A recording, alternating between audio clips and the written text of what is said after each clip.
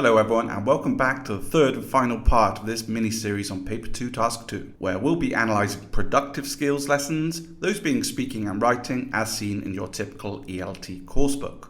Building on the knowledge and techniques we learned previously, it's a good idea to watch the previous two videos in this mini-series, so all of the following makes a lot more sense. All being well and good, let's take a look at some productive skills lessons, shall we? As a brief recap, you're provided with an authentic written text of a lesson extract from a published ELT coursebook with a number of exercises. This extract will typically be from a mainstream general English coursebook which follows a grammatical syllabus using a PPP methodology. However, it could also come from an EAP coursebook, English for academic purposes, for example IELTS, or an ESP coursebook, English for specific purposes, for example business English. The extract is typically a single self-contained lesson which can be based on the two main language systems, grammar and vocabulary, or indeed one of the four skills. Receptive skills being the focus of the last video and productive skills being the focus of this one. You're provided with an overall purpose of the lesson extract. An example from a reading lesson is to develop and practice intermediate learners' reading skills. For a speaking lesson, to improve learners' ability to give a business presentation. And the one we're going to look at today, a writing lesson from a general English coursebook whose purpose is to enable learners to write a promotional poster. This was from the June 2019 exam. Now, before we jump into the analysis, it's a good idea to take a quick step back and look at the two main approaches to teaching writing in an ELT context. Those being product writing, also known as the product approach. This is where learners are provided with a model of a text of a specific genre, for example, a formal email to request information, as we have here. After which, learners do controlled or less controlled exercises based on the language features in the text. For example, paragraph organization, use of contractions, etc. Learners then go on to produce a similar text using the work done previously, thereby emulating the model. Product writing is more commonly found in coursebooks, and you can see how it essentially follows the PPP methodology of typical language systems lessons. Present, practice, produce. Contrast this with process writing, aka the process approach, which is writing as a continuous process of composing or composition rather than emulating. Therefore promotes creativity and spontaneity. This compositional process comprises generating ideas, focusing on the ideas, so what's going to be the main idea, how are you going to order the rest of them, drafting, writing the first draft, evaluating and revising that draft, often done by having learners read each other's work, and then editing and redrafting before you have your final version. Less commonly seen in coursebooks, and probably more common outside of an ELT context, like during creative writing lessons in high school English, for example.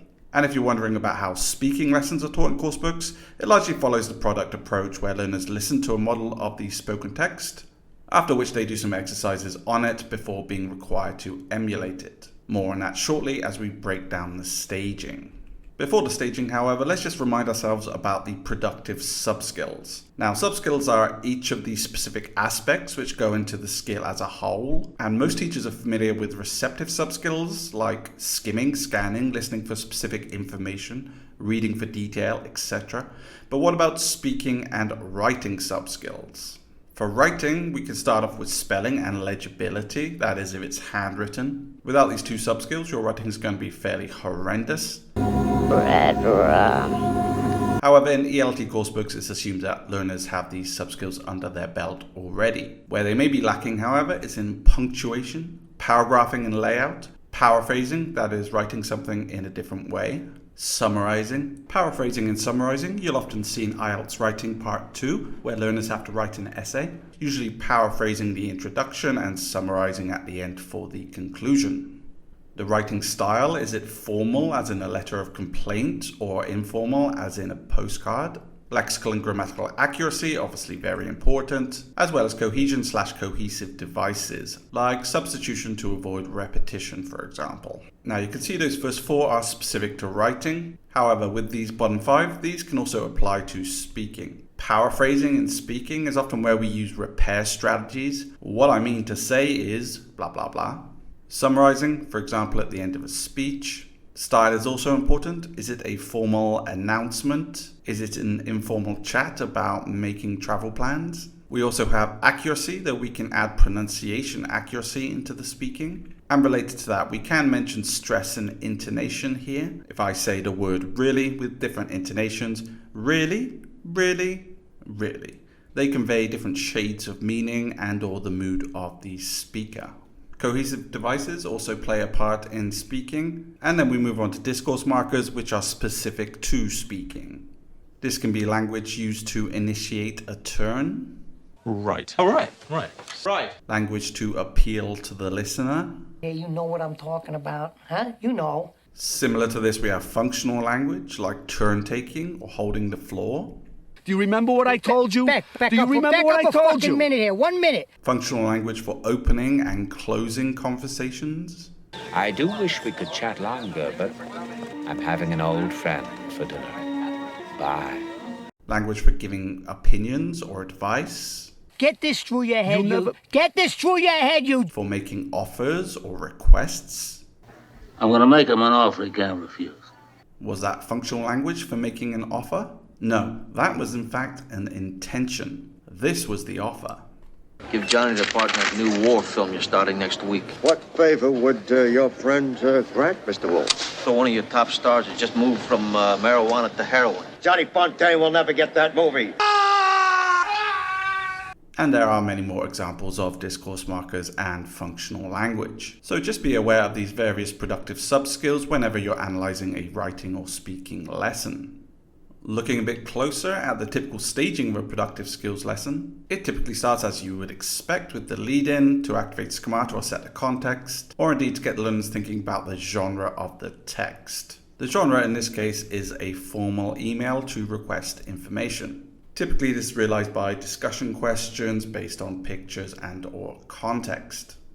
Now from here we can broadly separate productive skills lessons into two larger sections, input and output.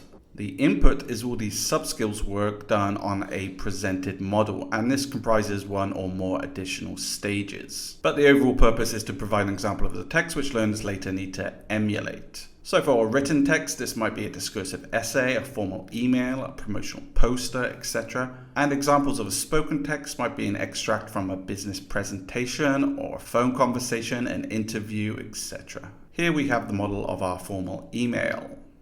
So some of the sub-skills work might include practicing gist, specific info, or detail, aka skimming and scanning for reading texts. And this is to familiarize and engage learners with the text. Gist questions, ordering, matching paragraphs are typical exercises you'll see here. What is the writer's main reason for writing? What two things does he want to know? Reading for gist.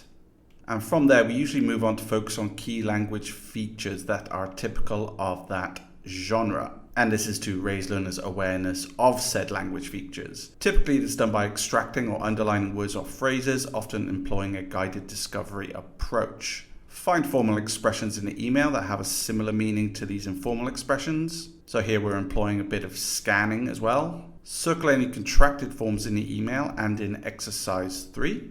And then a guided discovery question here. Do we use contracted forms more in formal or informal writing? Now let's just briefly compare this input of a writing lesson with that of a speaking lesson. Listen to a conversation at the tourist information office and complete the information about the Taxian temples. So here we're listening for specific information, and again it's to familiarize and engage learners with the text. Look at the expressions for requesting and suggesting. Listen to the conversation again and tick the expressions you hear. Focus on key language features. Now, if it is a speaking lesson, you may or may not have a follow-up stage about noticing and practicing pronunciation features. And this enables learners to hear and produce pronunciation features of the target language. The features going on here is a combination of assimilation and reduction. Do, you, do ya, ja, do you know the opening times? Which learners have to listen to and then repeat. Obviously you won't have this in a writing lesson, but for either writing or speaking, we then move into the output section, starting with controlled practice of language features. This is to check and solidify understanding of the meaningful use of the language feature, and can be done by gap fills, multiple choice questions, and short written answers. Here the learner has two choices and has to choose the more formal option. Having practiced some of the language features, learners then go on to produce a text for themselves. This will typically be very similar to the model presented at the beginning of the lesson, and it allows learners to produce a longer, less controlled text by incorporating key language and sub-skills. From the writing lesson, write an email to the tour company and request information about blah blah blah.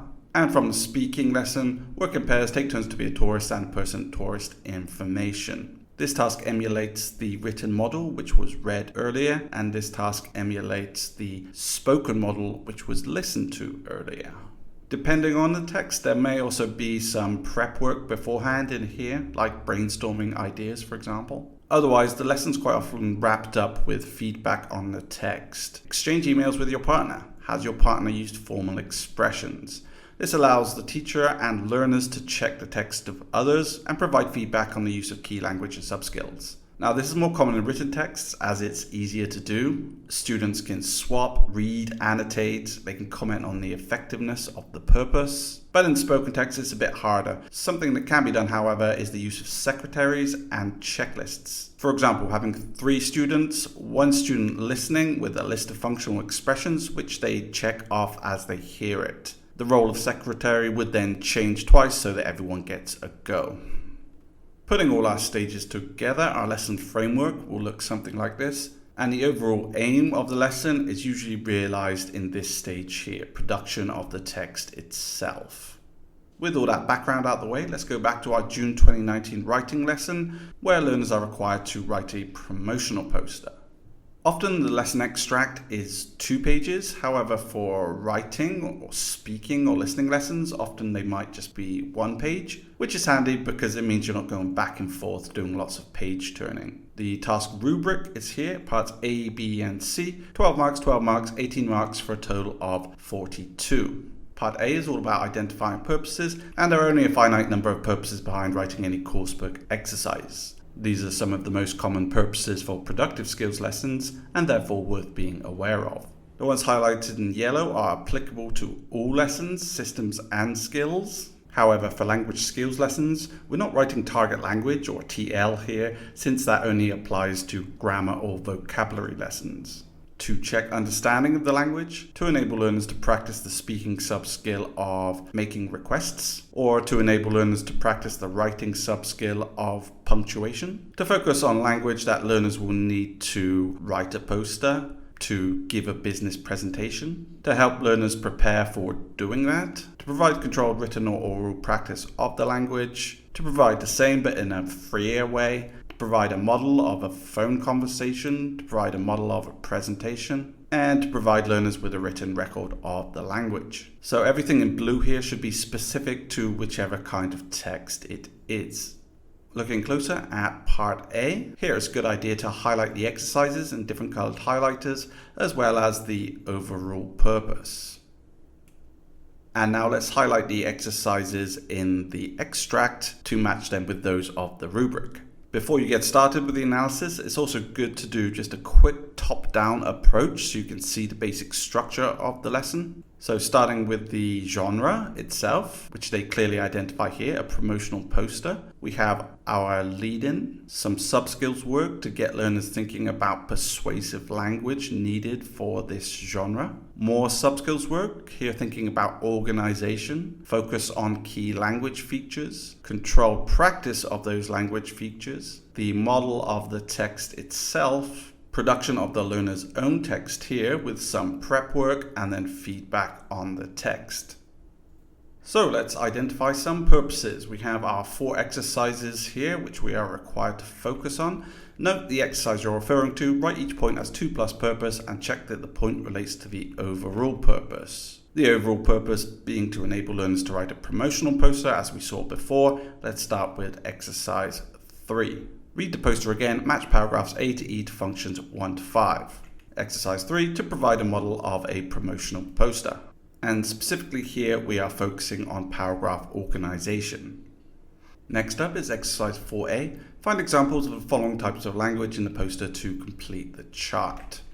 The purpose of this exercise is to focus on language that learners will need to write a promotional poster and to provide learners with a written record of that language. From exercise 6, learners have to change the sentences to make them more catchy using suggestions. So as noted in the rubric of the task, is to provide suggestions for making language more persuasive. It also provides semi-controlled written practice of the lexis and grammar related to persuasive writing. You could say it practices punctuation related to persuasive writing. It practices sentence transformation and checks learners' understanding of the use of the language functions related to persuasion. And lastly is exercise 7B, specifically, not A, where learners actually have to write their poster promoting their club and use the poster in exercise 2 as a model, with some scaffolding here. This is to give learners a chance to write a poster. Seems obvious, but that's what it's doing. To practice product writing collaboratively, i.e. emulating a model, and provide for a written practice of language related to persuasion. Now, you don't need to come up with all of those points, just 6 will suffice. And you don't necessarily need to write at least 1 for each exercise. You could just do 3 here, and be done with it. And if you do come up with more than 6 points initially, that's okay, as long as you cross out any which you are least sure of by striking them through with a single line, so that you only end up with 6 in total, as only the first 6 will be marked. The purposes highlighted in yellow here are what came up during that analysis, just for reference. And now let's move on to analyzing links in part 2b. So here there are 5 new exercises, and you have to find the links between these and the exercises in part A. So for example, how exercise 1 links to each of these exercises, and the same for these others. Now 5 times 4 is 20 possible links, but likely there won't be more than about 12 in total.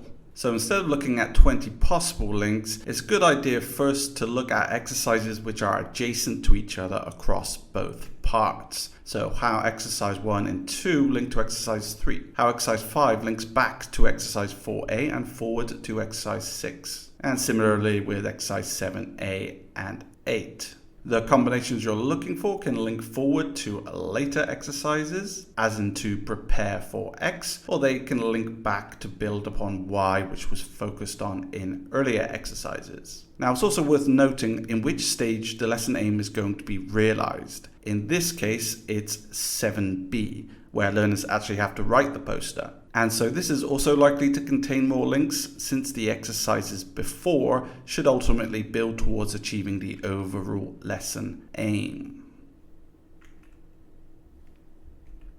When writing your answers, use subheadings for the new exercises and link by writing the specific exercises in part A. Underlining the linking exercises is useful so you don't forget to make it. And if non-specific to linking exercises, you can instead write later exercises or earlier exercises. So let's start with exercise 1, which is just setting the context and activating the schemata. And that effectively carries over to all the later exercises. So we can just say, exercise 1 activates schemata, which can then be used for later exercises. The schema here is clubs, so we're activating the club schema of the learners. And if you're ever asked to link the first exercise in any one lesson, invariably it will be this. Now, how about exercise 2 to exercise 3? Read the poster written to persuade people to join the club. So this is the first time you're exposed to the text. And here you're doing further sub-skills work. So we could say exercise 2 provides the text for later sub-skills work in exercise 3 and also 4a. Exercise 2, linking to 7b. It provides the model of the text which learners can try to emulate when they write their own posters in exercise 7b. Again, this exercise is where the main lesson aim is realized, therefore there are going to be more links from earlier exercises. Exercise 5, linking to 4a. Choose 3 phrases that you like or that are catchy. Why do you think that they're effective? This is linking back to exercise 4a, and it allows learners to assess the effectiveness of the language used in 4a in terms of persuasiveness. Exercise 5, then linking forwards to exercise 6, enables learners to analyze models of catchy sentences, which will support them when transforming the sentences in exercise 6. Exercise 5, linking to 7b, provides examples of catchy sentences which learners can reuse and or modify for when they write their own poster in exercise 7b.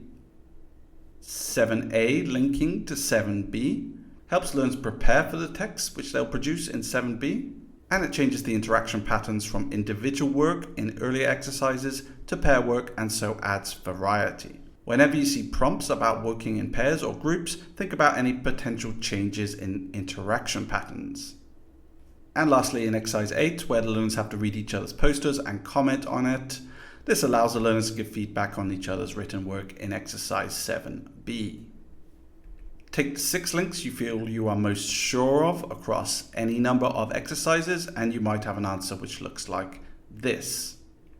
Let's move on to 2C, where we're commenting on assumptions. Identify a total of 6 key assumptions about skills development, so not about language learning as we saw in the first video, and explain why they might be considered important for skills development, and then state which exercises they refer to. So here we have 6 exercises, which are a combination of part 1 and part 2 exercises. And in this case, it's best to start with the part 1 exercises first, as the assumption can often be derived from the purpose we've already identified, those being exercise 3, 4a, and 7b. We should structure our answers as the assumption, the applicable exercises in brackets, and then the reason below. Remembering our tip here, assumptions can often be derived from the purposes identified in part A. So for exercise 3, our purposes in part A were to provide a model of a promotional poster and to focus on paragraph organization. Let's turn this into assumption, and we have learners benefit from having a written model of the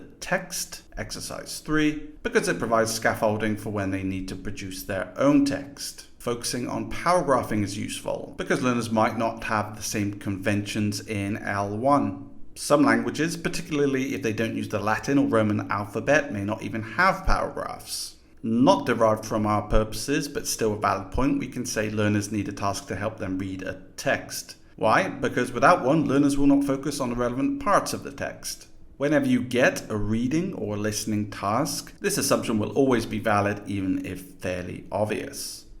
For exercise 4a, we said the purpose was to provide learners with a written record of the language. Our assumption from that is it's important that learners leave the lesson with their own written record of the key language, because writing a record will aid memory. Anytime you have to do a written guided discovery task like this assumption will always be valid.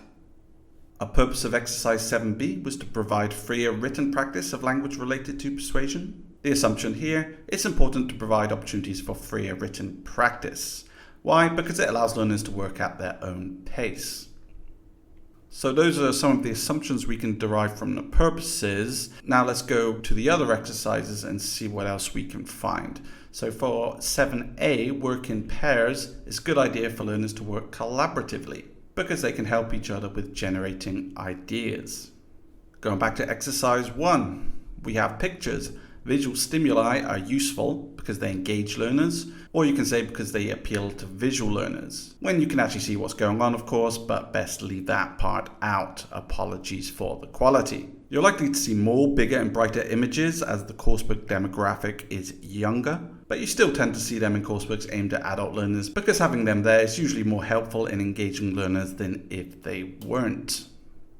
For 8, where they read each other's posters, we can say reading the written text of their peers is useful for learners, because it can provide additional ideas and language which they may not have used or thought of. And we've probably all done this, reading something that the star kid in the class wrote and then kicking ourselves for not thinking of it first. Providing feedback on the written text of their peers is useful for learners, because it allows them to see how effective it was in achieving its purpose, in this case to persuade. All texts have a purpose, whether to persuade, inform, instruct, or entertain, and getting others to provide feedback on this is a fair indicator in how successful you were in accomplishing that.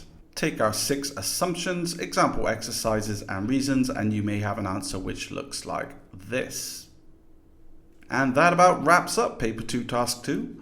We've now been through a full language systems lesson, that being grammar, and vocabulary lessons are analysed in much the same way. We've also journeyed through 2 language skills lessons, reading and writing, their receptive and productive counterparts again being analysed in a similar fashion. Thank you all for watching. If you found this mini-series on Paper 2 Task 2 helpful, please share with any of your fellow colleagues or co-workers in the ELT field, and if there's anything you're unsure of, just drop a question below. See you in the next one.